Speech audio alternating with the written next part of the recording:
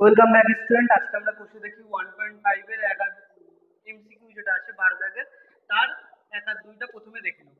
কি বলেছে, এইটা একটা সমীকরণ, এই সমীকরণের বীজ দ্বয়ের সমষ্টি বের করতে বলেছে। আচ্ছা, তাহলে আমাদের x square plus b x plus c equal to zero, এটা হচ্ছে আমাদের কি একটা দ্বিঘাত সমীকরণের সাধারণ আকার। এবার এইটাকে আমরা যদি এরকম ভাবে লিখি, কি হচ্ছে দেখো, 1.x² প্লাস, এখানে দেখো আমাদের প্লাস লাগবে, তাই এখানে প্লাস লিখে -6 লিখলাম, dot x plus 2 equal to 0। আচ্ছা, এবার বীজদ্বয়ের এই সমীকরণের একটা বীজ যদি আলফা আর একটা বীজ বিটা হয়, তাহলে আলফা প্লাস বিটা সমান কি জানি, -b/a।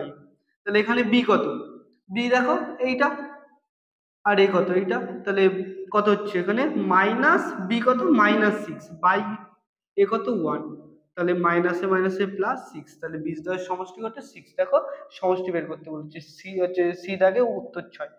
এবার আমরা দুই দাগটা দেখে নিই।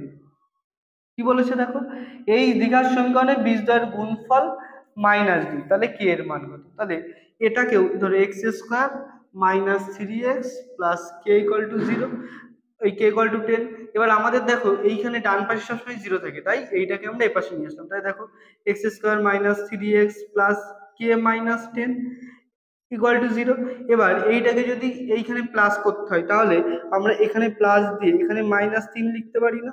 এবার দেখো এ 1.s x² plus -3.x plus এইটুকু আমাদের সি, তাহলে বীজদ্বয়ের গুণফল কত।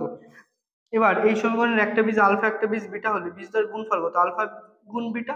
আর আলফা গুণ বিটার মান কত, এখান থেকে আমরা কি বলতে পারি, বীজদ্বয়ের গুণফলের মান কত, সি বাই এ না, তাহলে এখানে সি কত কে -10, এ কত 1, তাহলে এইটা আমাদের বীজদ্বয়ের গুণফল।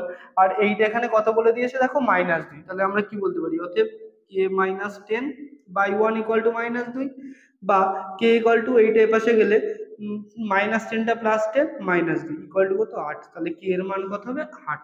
তাহলে এই সমীকরণ এইটার অ্যান্সার কত সি। আমরা পরের ভিডিওতে 3, 4 আর 5টা দেখে নেব। Thank you.